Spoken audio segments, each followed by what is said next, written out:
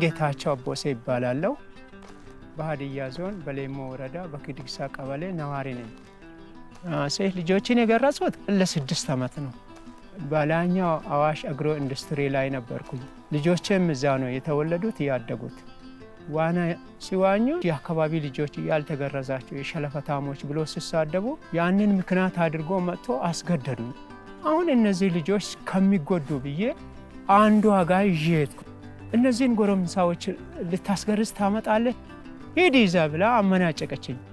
ከዛ ይዤ መጣውና በልጅነት አያቴ ሲገርዙ ስላየው ያ ውስጤ ላይ ስላለ ወንዱ ልጅንና ሴቱን ልጅ ገረዝኩ።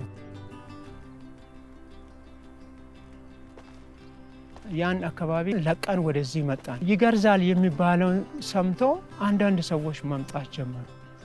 10 ብርም 20 ብርም እየተቀበልኩ ያን ስራ ቀጠልኩ። በፊት የምሰራውን ስራ ያዩ ልጆች ከኔ ይሸሻሉ፣ ይደበቃሉ።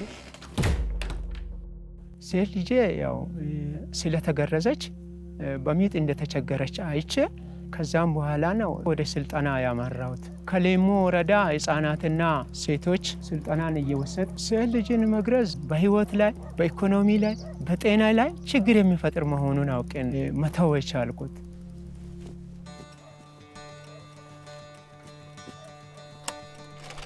ሌላ ገቢ የሚያገኝበት መንገድ የለም።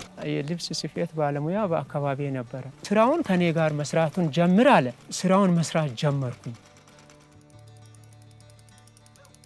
ከዛም በኋላ ሴቶችና ህፃናት ያችን መኪና ሰርቼ እንድጠቀም ሰጡኝ።